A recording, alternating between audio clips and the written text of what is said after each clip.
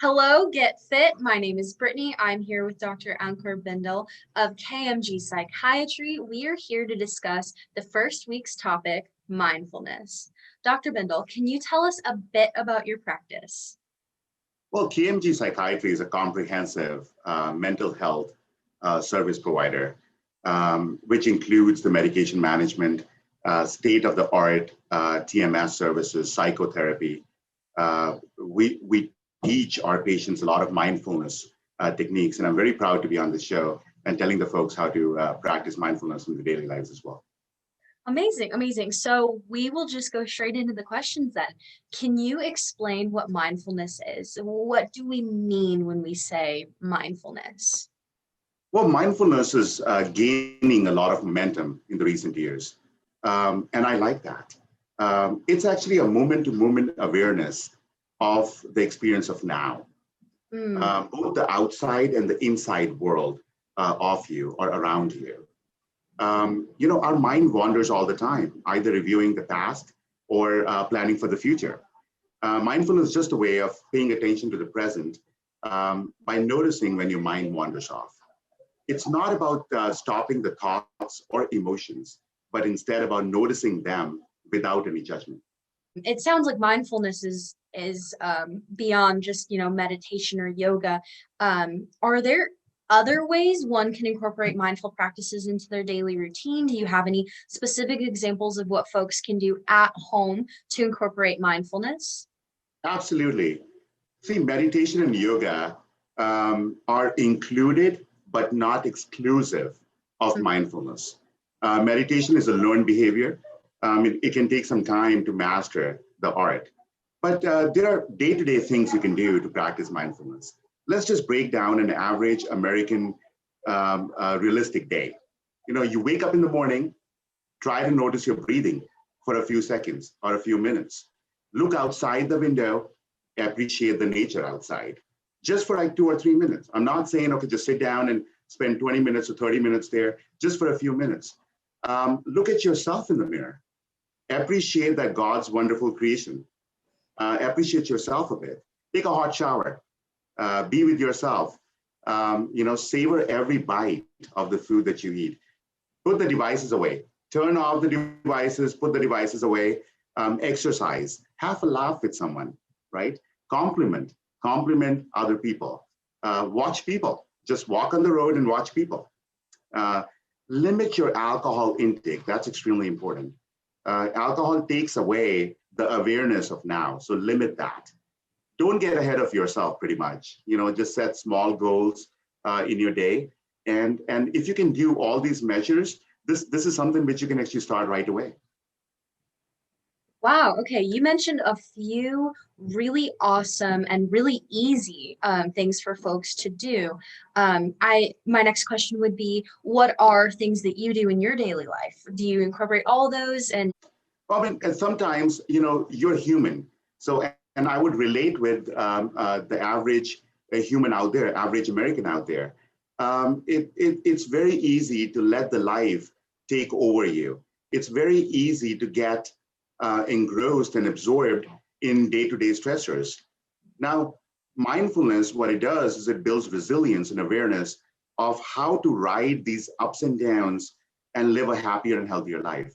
With regards to me, I love playing golf, but golfing is something which takes a lot of time. So I cannot do that every day, right? So I wake up in the morning, I just go in the backyard and I just watch the birds.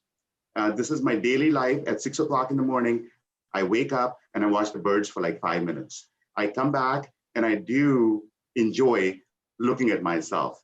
Okay, no pun intended. I enjoy looking at myself because it actually helps me understand myself a little bit better and build that relationship with myself through the mirror. I enjoy having a word with myself while driving, listening to some soothing music along the way.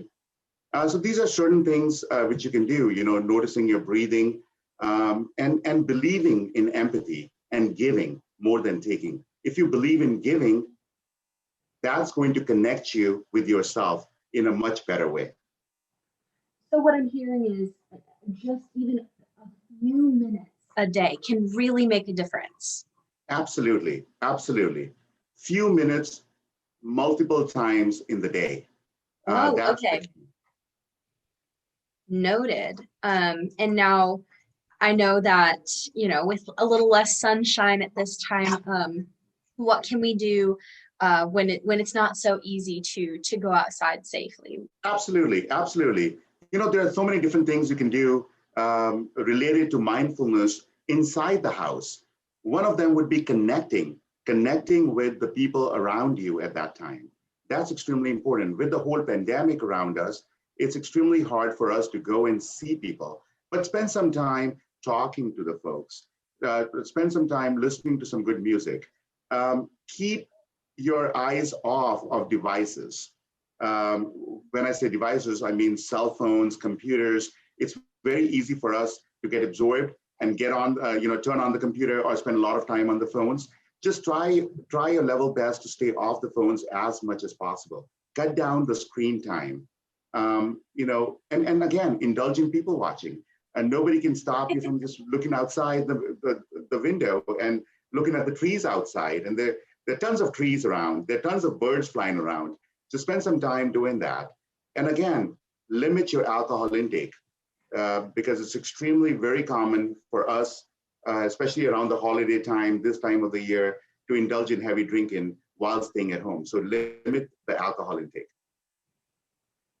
Those are all such great things to note. And I would love to follow up with our final question. Let's bring it all together. How does mindfulness contribute to positive mental health? And how does it improve our overall well-being?